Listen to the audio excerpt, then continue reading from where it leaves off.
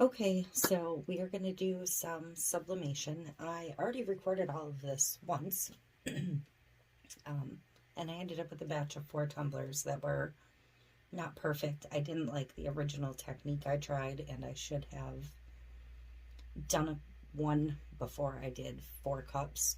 So I turned those 4 into epoxy tumblers. You will see the video for those later, how I finished them off as epoxy. And this time I taped differently, I cut differently, and I tested one, and it is almost perfect. So, the only thing that's not perfect is I had a tiny, tiny little bit of blowout ink at the very bottom, but I am thrilled with this. So, I have 2 cups already taped up.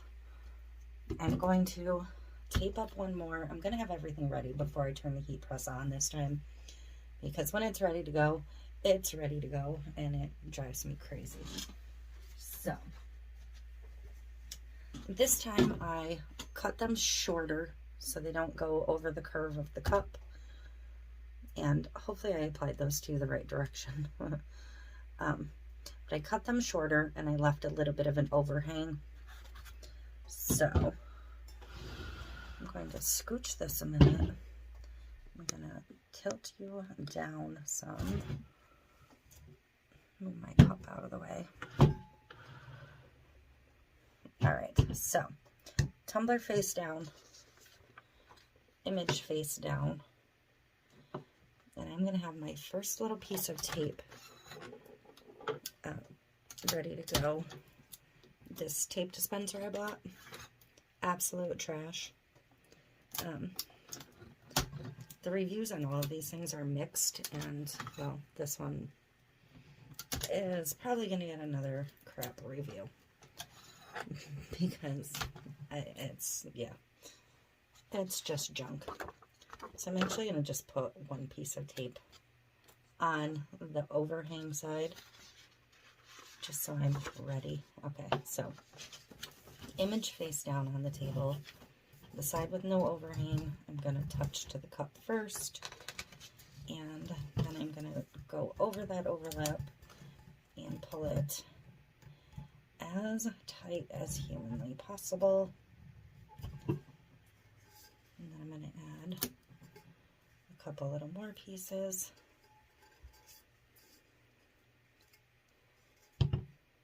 There's so many different ways to tape, so many different people doing different things. Put a piece there. I mean, I see people that will wrap it to this point and get a flawless tumbler. I see people that wrap them the way I did the 4 last night. Actually, the majority of the videos I watched, they were wrapped like I did the one last night, and theirs all came out fine. So I was like, okay, seems like the bulk of people are wrapping that way. I'll go ahead and do that.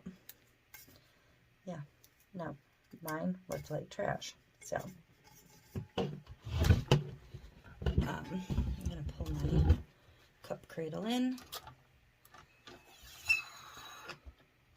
cut off a longer piece, and this one I'm going to put over the seam and pull it tight. Your goal is to not be trapping air when the ink goes from the solid state to the gas state.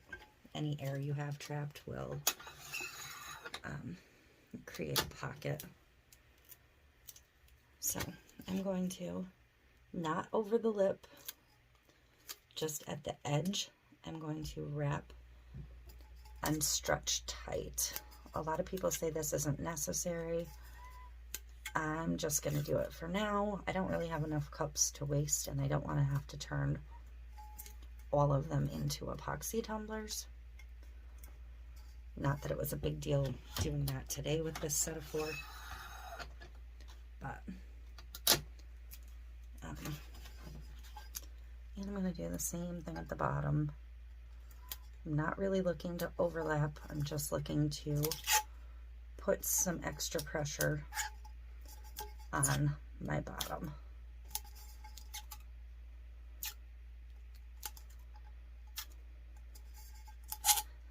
So I also tightened my press up a little bit today because I'm just getting to know it. I don't really know what the pressure is. So I have my seam here, and then I have a seam where my overlap is. You're going to want to use a fingernail or a scraper tool or something to go along that edge and push it down really, really well.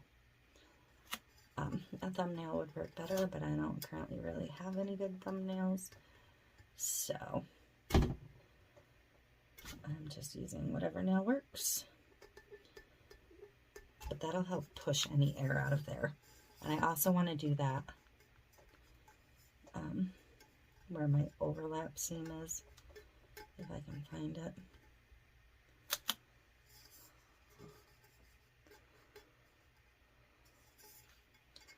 Just to make sure there's no air under that seam. You can also add another strip of tape there if you want. Some people I saw actually go over that with painter's tape afterwards. That seemed excessive to me, but that's it. That's how I'm wrapping this batch. The first one came out great. Let's see what happens with the other three. So this should have my settings remembered. I do have my ruler handy because when I tightened it up, I obviously changed. And once I confirm through a batch of these that that's a pretty good setting for tumblers, I'm going to kind of mark on the ruler where I liked it. So I'm going to turn it on, and it's going to automatically start heating up. I do want to try and confirm. So I've got 365 for 65 seconds. So I'm going to go ahead and let this heat up, and then we'll get to pressing. Oh, and also you may want to remove these stickers because they are in fact just a sticker. Some of them I can get just by sticking the other stickers to it. This one apparently wants to be stubborn, and try not to scratch the tumbler. These cups do have those black bases to go, but I also have another way I'd like to finish off some of the bottoms of these, maybe, if I can do it successfully. So yeah, there's that. And I am heating up rapidly. These only take a couple minutes to warm. So, and it's going to start chirping at me immediately when it's ready. So these two that I already wrapped off camera are actually glow tumblers from Hog Stainless Depot. The other one was one of the HTV ront ones that we unboxed. And I do have more glow tumblers coming and more 20 ounces coming. These two cups were a drastically different size, so I'm going to have to start myself a cheat sheet of what size works for which tumblers. But I am ready to chirp, so I'm going to go ahead and preload this one. 65 seconds, I'm going to rotate it 180 degrees, and then 65 seconds more. And I'm just going to go through them all, and then we will unwrap them.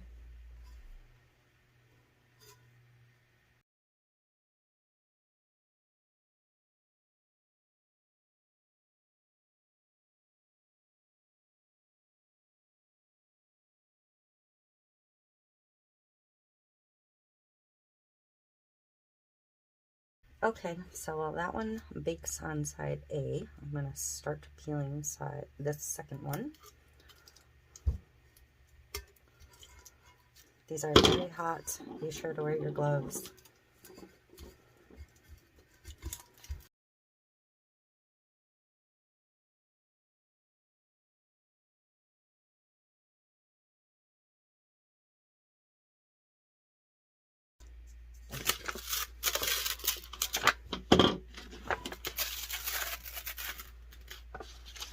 It is gorgeous. I do have a little slight overlap, and I have the tiniest bit of ghosting at the top. Not even ghosting, just a miss. But I'm honestly not going to complain about this.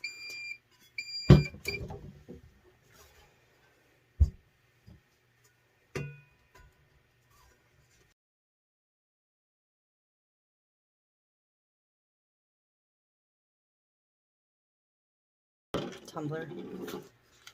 So let's take a look at this one. Wow, look at the color on that.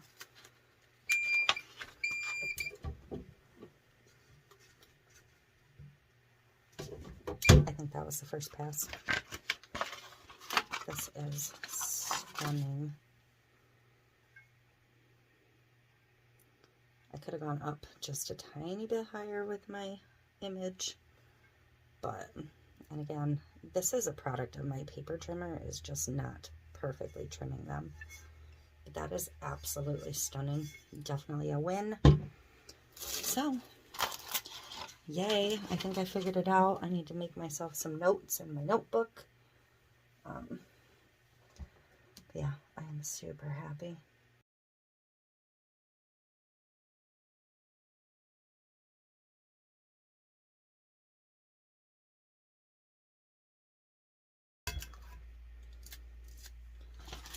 So let's see how this one came out.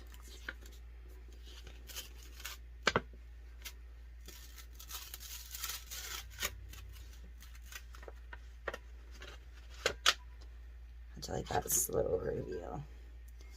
So I have a little bit of ghosting on the top and the bottom edge, seam, but it's a little bit faint around the rim, but I think it's the style of cup, like I said, because 2 out of 4 are the same, 2 out of 4 are the same, and I'm still going to consider that a win. I'm not going to epoxy over this one or do anything to it, so there we go. Okay, so here we go.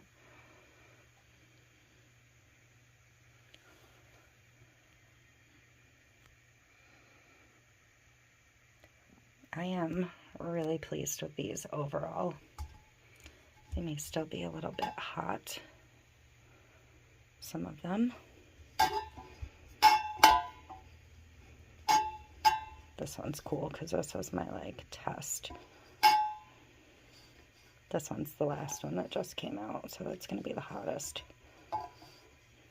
But yeah, I could have done a little bit better on that edge on the seam, but no big deal. And then my villains. So hang on, and I will bring you over and show you the epoxy 4 that are still turning. So these are the same 4 images, just epoxied over and finished up, and that will be in a video coming maybe tomorrow, or I have no idea. I don't know what my schedule is anymore. I don't even know what day today is. But there you go. That is it. Thanks for watching. So I also just had a thought. These were shorter and bigger around. These were taller, so it stands to reason that they are skinnier. So I actually probably, if I turned up my tightness just a tiny bit, it may have helped prevent that issue at the rims. Just a thought I just had, but anyways, that's it again. Thanks.